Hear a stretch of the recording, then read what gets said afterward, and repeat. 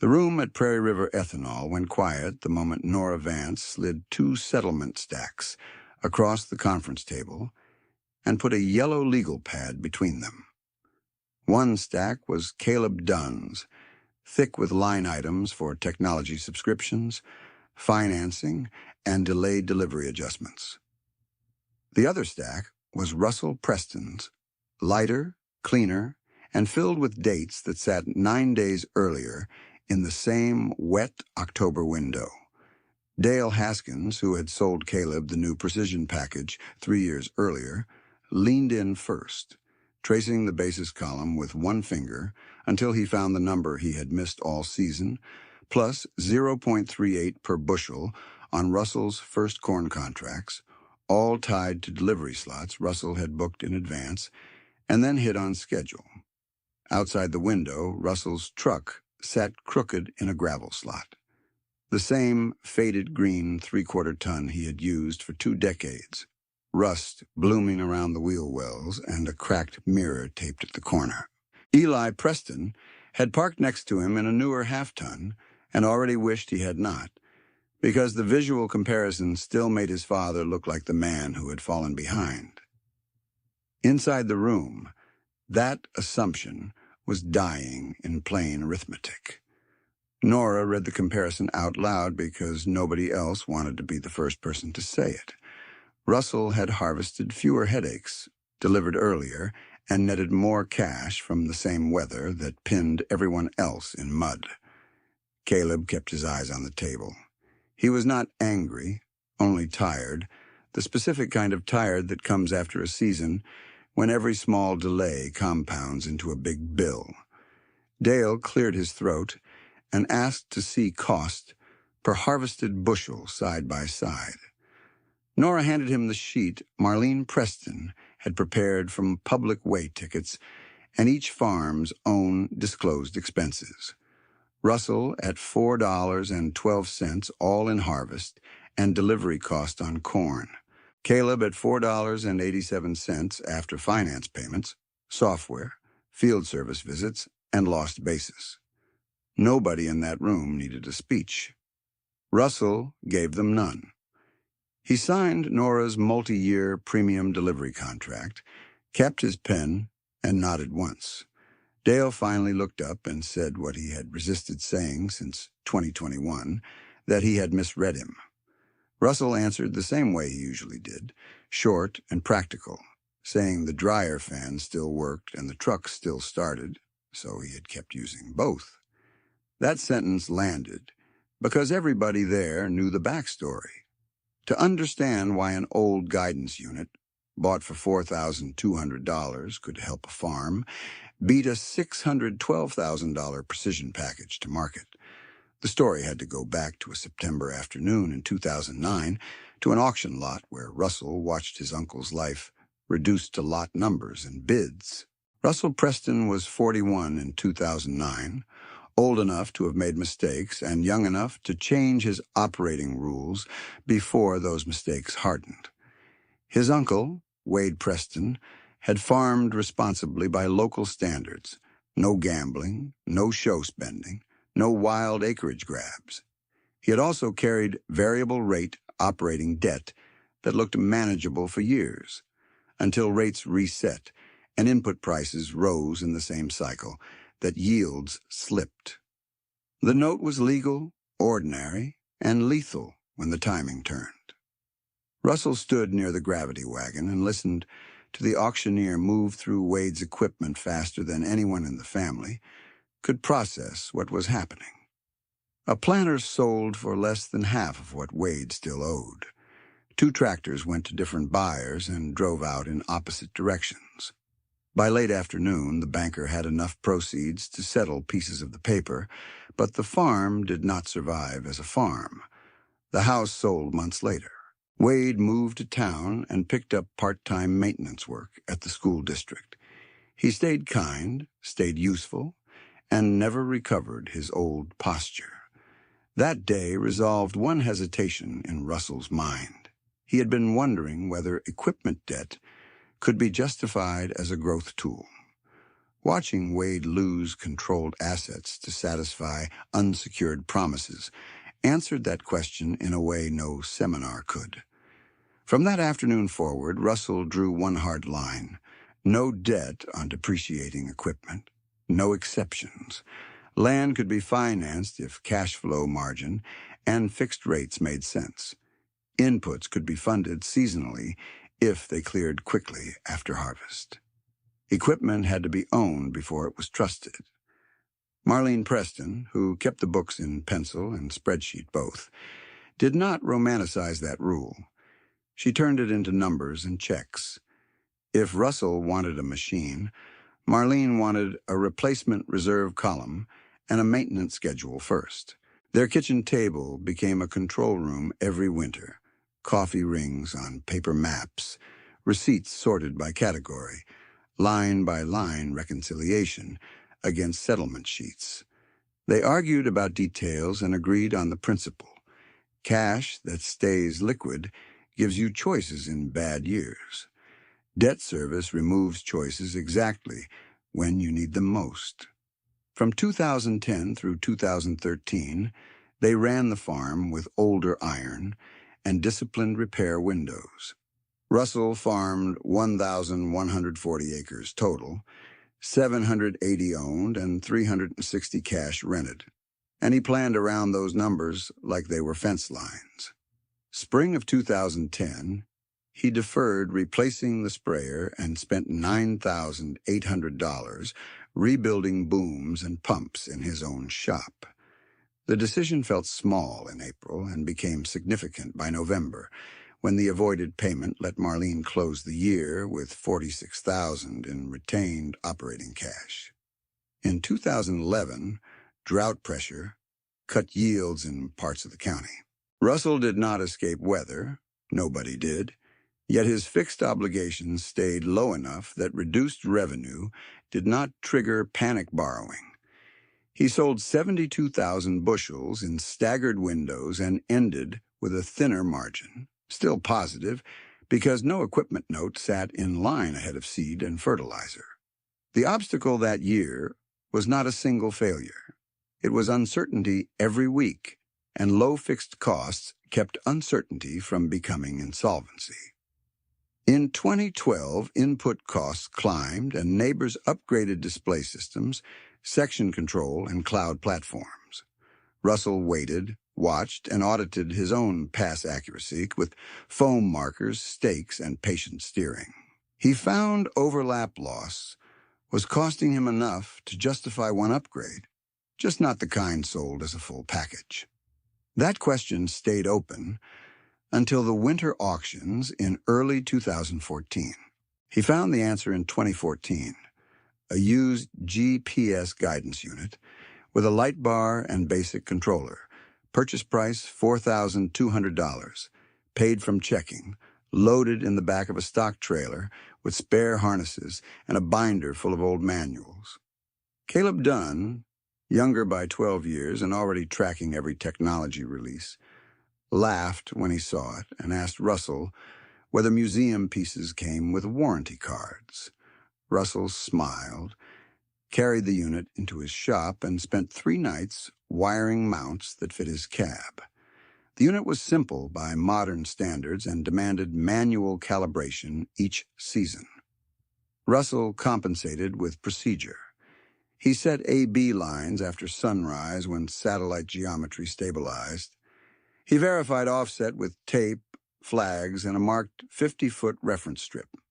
He stayed in controlled traffic lanes to preserve consistency field to field. The result was not perfect autonomy.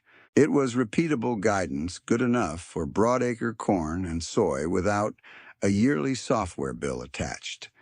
Year by year, the numbers tightened. In 2014, he avoided a $38,000 replacement monitor package and put that cash into working capital. In 2015, he bought a used grain cart for $26,000 cash instead of financing new at $79,000. In 2016, he replaced only the combine feeder, house chain, bearings, and wear plates for $14,600 total rather than trading combines, which preserved another six-figure payment cycle. In 2017, he sold Old Beans into a late winter rally and added $63,000 to retained earnings. Each line item looked conservative in isolation. Together, they built resilience. Marlene tracked one ratio that mattered to her more than any yield headline: cash and equivalents, divided by annual fixed commitments.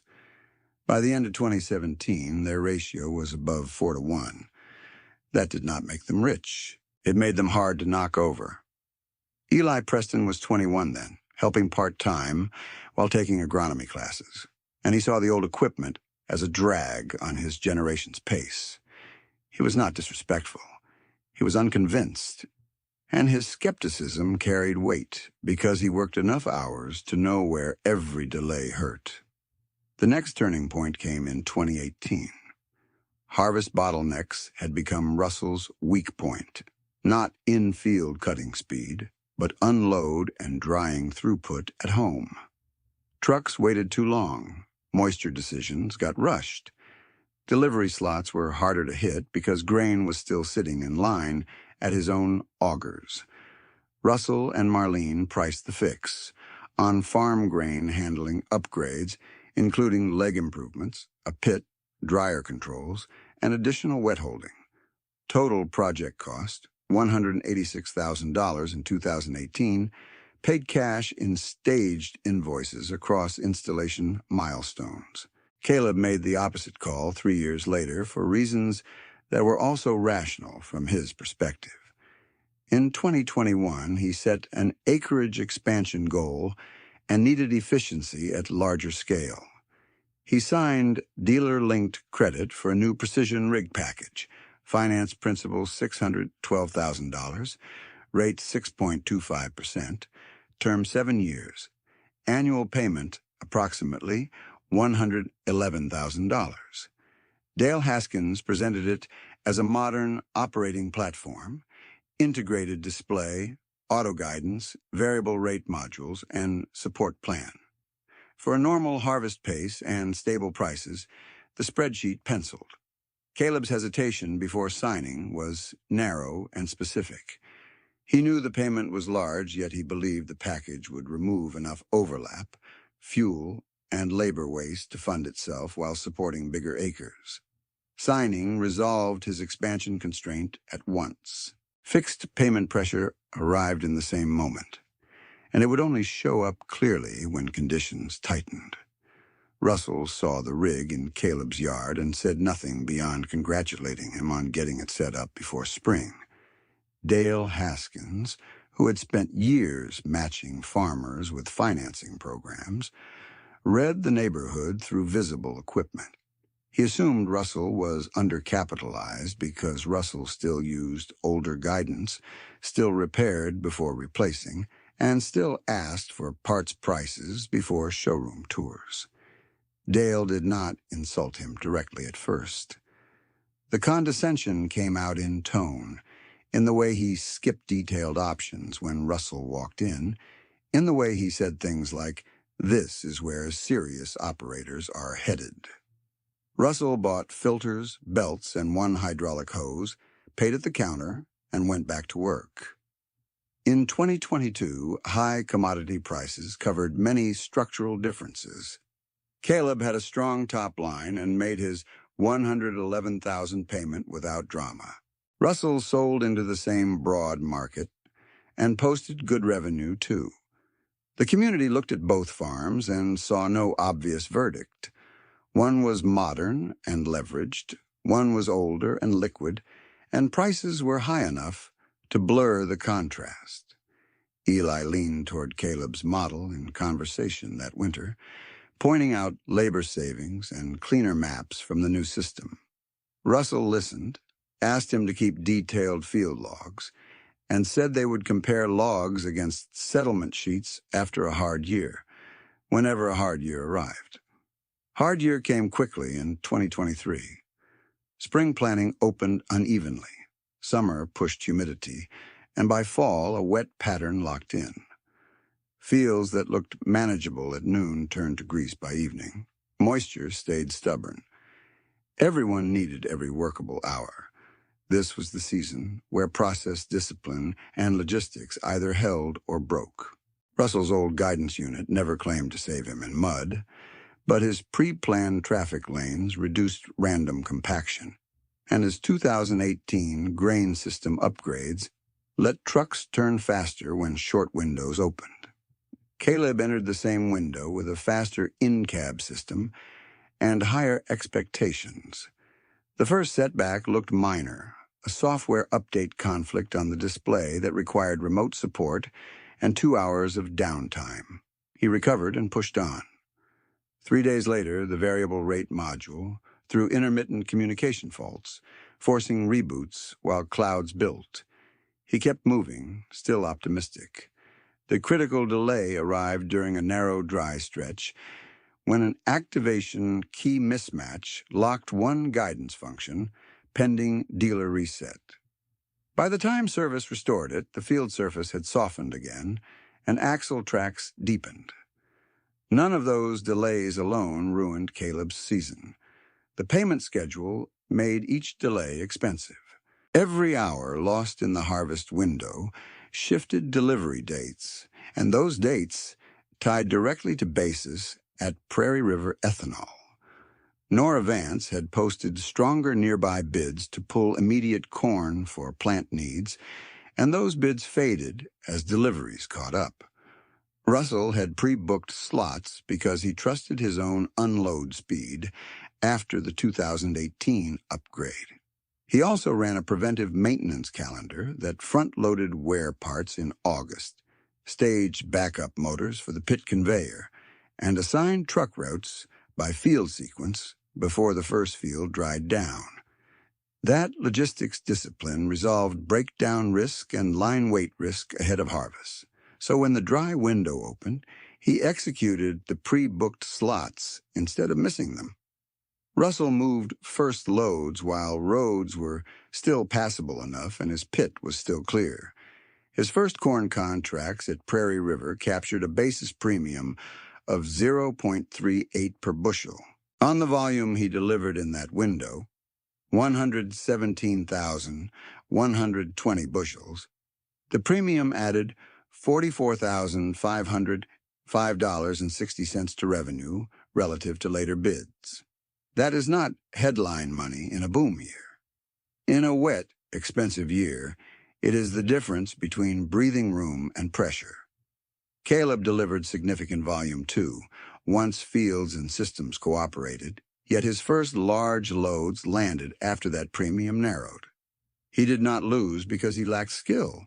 He lost margin to timing and fixed obligations colliding in the same quarter.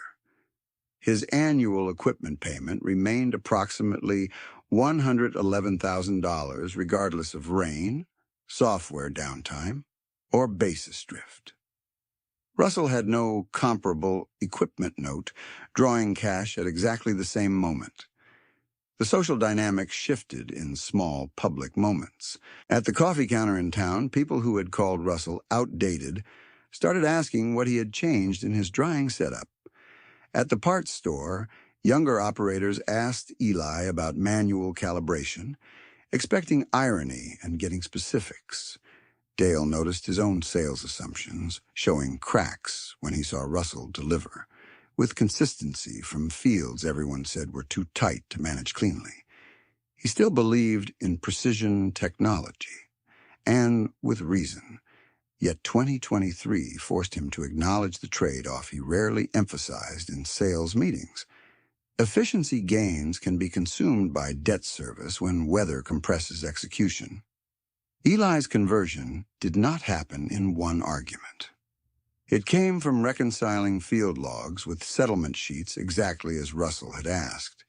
He pulled planting paths, harvest dates, fuel slips, repair invoices, and delivery tickets for both 2022 and 2023, then matched each field completion date to each ethanol settlement date and basis line. The pattern emerged line by line, and it removed his last doubt, because the logs he trusted and the checks he trusted were telling the same story. Newer technology improved certain operations. Net cash favored disciplined capital structure when volatility hit. Eli stopped framing the question as old versus new and started framing it as financed versus owned at the wrong moment. He told Russell and Marlene that night he was coming back full-time for the 2025 crop year and intended to run his decisions through the same logged settlement test. That shift resolved succession uncertainty because he now understood the operating philosophy well enough to carry it without imitation or resentment. By winter 2024, Nora Vance had enough plant data to formalize reliability incentives. She invited core suppliers to review delivery performance and future contract windows. Russell came with Marlene and a binder. Caleb came with revised budgets and honest questions. Dale attended because dealer credibility now depended on acknowledging outcomes, not defending prior assumptions. The meeting that opened this story took shape there, in plain fluorescent light, with no dramatic reveal, only arithmetic read slowly enough that nobody could dodge it. Nora's side-by-side summary covered 3 categories. Delivery timing, where Russell's average first wave landed 9 days earlier in 2023. Cost structure, where Russell's harvest and delivery cost per bushel on corn held at $4.12, while Caleb's reached $4.87 after note service and disruption costs. Balance sheet depth, where verified 2024 statements showed Russell's net worth at $4,860,000 and Caleb's at $1,940,000. The gap did not mean one man was better. It meant one structure had absorbed stress with a less cash bleed. Caleb did what disciplined operators do after hard evidence. He restructured. He sat with his lender, extended parts of his schedule, and shifted part of his operation into a custom application model that used his technology strengths for hired work in windows where his own acres were not active. That decision resolved immediate note pressure without pretending the past 3 years had been easy. He also cut 2 subscriptions that delivered little measurable return. By fall, he was still farming, still proud, less exposed to one single harvest outcome. Dale's resolution came publicly. During a county agronomy night, he presented a panel on machinery economics and used Russell and Caleb as anonymized examples until someone in the room called out the numbers from Nora's meeting, and everybody laughed softly because everyone knew anyway. Dale set the slides down and said he had spent too long equating visible technology with competence. He added a sentence that mattered more.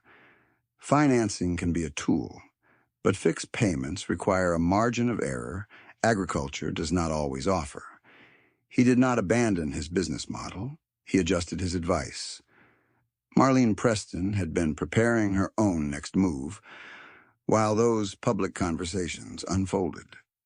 The 2024 statements confirmed excess liquidity beyond conservative reserve targets, and she refused to let that cash drift into idle pride projects. She drafted documents to formalize the Preston Family Agricultural Starter Fund with their local bank, capitalized in 2025 at $300,000 exactly. Designated as a beginning farmer operating line pool with strict underwriting and mentorship requirements.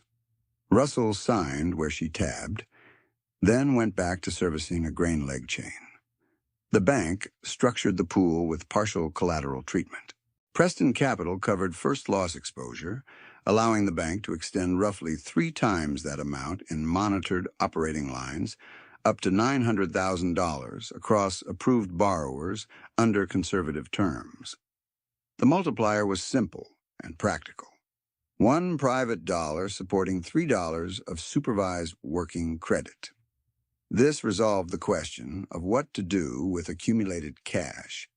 The excess liquidity moved directly from Marlene's reserve threshold worksheet into that $300,000 pool instead of into new financed iron or idle accounts. It also matched Russell's long-held principle: money should create options for people doing real work. 3 beginning farmers became first recipients under the new pool. Jenna Ruiz, leasing 210 acres from retiring relatives, received a $180,000 operating line tied to crop insurance coverage and monthly cash flow review. Marcus and Lynn Ossie, building a mixed-row crop and hay operation on 160 rented acres, received $140,000 with a machinery maintenance covenant replacing mandatory new purchases.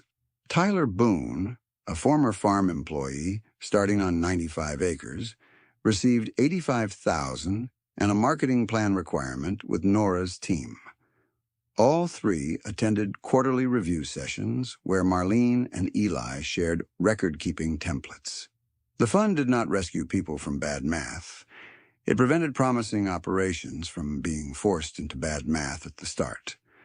Jenna used her line to secure inputs on time and sold enough corn at favorable windows to reduce carry cost by year-end. Marcus and Lynn avoided a high-rate dealer note by repairing a used baler under the maintenance covenant. Tyler hit his delivery commitments and rolled a portion of profits into a personal reserve account that had never existed in his budget before. These outcomes gave the fund credibility beyond sentiment. 2 other local stories stayed in the background and deserve the same compassion this county finally learned to offer in public.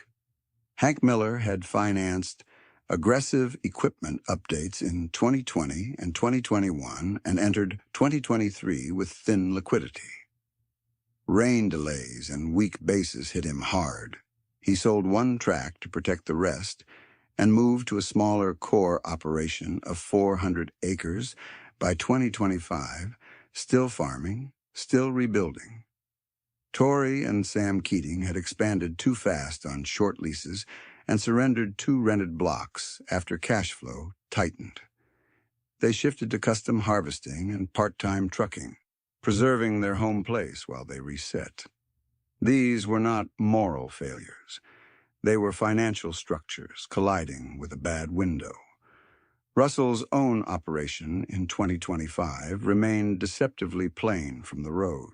He was still farming 1,140 acres, still 780 owned, and 360 cash rented, still using the 2014 guidance unit with seasonal manual calibration and still refusing equipment debt.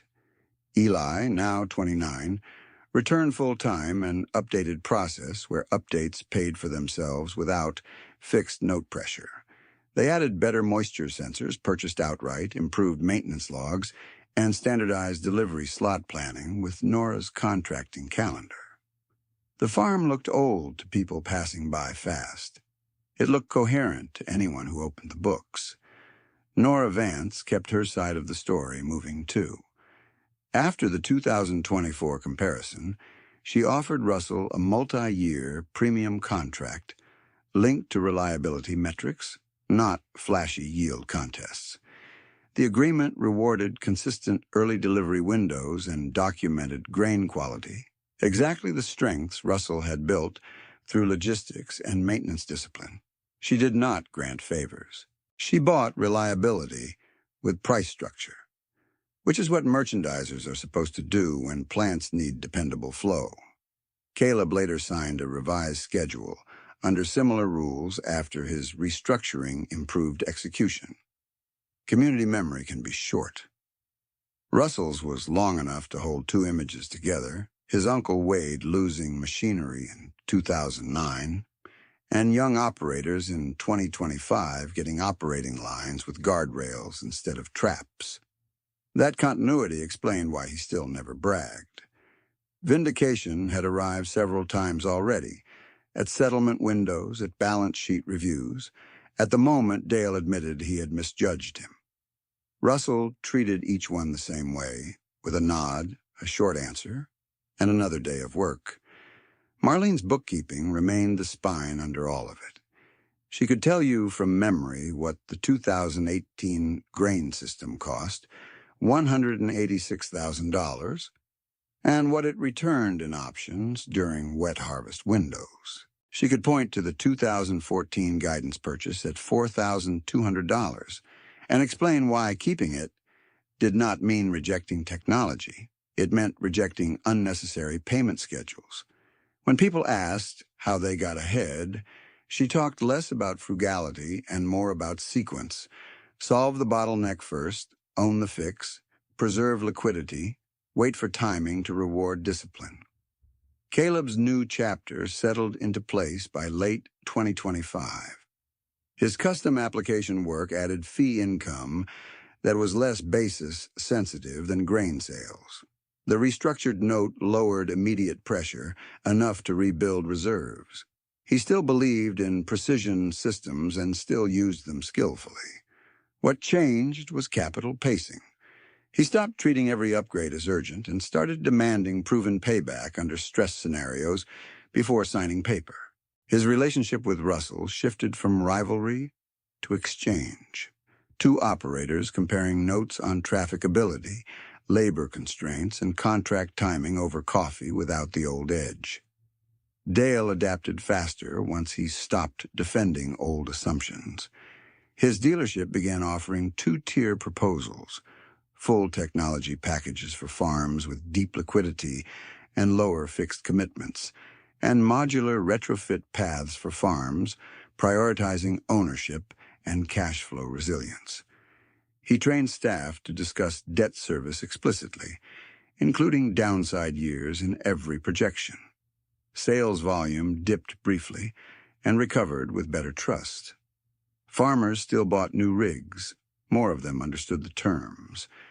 Eli's role expanded from skeptical son to operating partner. He handled more marketing execution, tracked plant bid windows with Nora's postings, and matched trucking availability to likely field completion dates. He still pushed for selective upgrades, and Russell still pushed back until math aligned. Their disagreements became useful instead of personal, because both were now arguing from the same ledger logic he had tested against settlement sheets before deciding to come back full-time. Succession on paper followed in stages with counsel and tax planning. No drama, just methodical transfer structures tied to performance and responsibility. Wade Preston, the uncle whose liquidation had started this whole philosophy, remained part of family life. In 2025, he attended the County Fair Livestock Show, where Jenna Ruiz's nephew exhibited a heifer funded indirectly by that operating line pool. Wade watched quietly and told Russell later that losing his own farm had hurt less over time, once he saw younger people getting a cleaner start than he had. Russell listened and changed the subject to feed prices, which was his way of accepting gratitude without standing still in it. By the close of 2025, the roll call looked like this in concrete terms. Russell Preston, debt-free on equipment, farming 1,140 acres with the same old guidance unit, and a process refined year after year, net worth previously verified at $4,860,000 in 2024 and still rising through retained earnings. Marlene Preston, bookkeeper and strategist, formalized the family fund at $300,000 and oversaw its first successful loan cycle. Eli Preston, age 29, returned full-time, adopted his father's market timing discipline, and helped modernize tracking without violating the no-equipment debt rule. Caleb Dunn, once stretched by a $612,000 note at 6.25% over 7 years and annual payments near $111,000, restructured obligations, and built a custom application income stream that stabilized his cash flow. Dale Haskins, dealer once certain that Visible Tech signaled competence, publicly acknowledged Russell after the harvest data and revised his advisory model. Nora Vance, merchandiser who rewarded reliability over image, signed Russell to a multi-year premium contract and later integrated Caleb under revised performance terms. Hank Miller and the Keatings, casualties of tight structures and volatile windows, remained in agriculture through resized operations and hard resets rather than disappearing from the map. The title claim that started local gossip, his neighbor financed a new precision rig, he still uses the old GPS unit, and still beats him to market, held because of three linked realities. Russell resolved harvest bottlenecks years before crisis by paying cash for grain handling upgrades. He maintained equipment with preventive discipline that reduced avoidable failures in tight windows, and he turned that reliability into pre-booked ethanol delivery slots he could actually execute when the weather gave him hours instead of days. He carried no equipment debt-draining cash when basis timing mattered most. Caleb's technology was real and useful. Debt service and downtime in a wet fall erased much of that advantage. No one in this county ended with a simple moral. The prevailing lesson was narrower and more useful. Technology can improve farming, often decisively, when financed within a structure that survives bad timing. Debt can accelerate growth, and it can also remove the margin needed to survive one season that arrives at the wrong moment. Russell's quiet method looked old from the highway. Under stress, it proved current. Arithmetic delivered that verdict without raising its voice. On a cold morning after New Year, Russell and Eli recalibrated the old light bar unit for another season. Frost clung to the cab glass.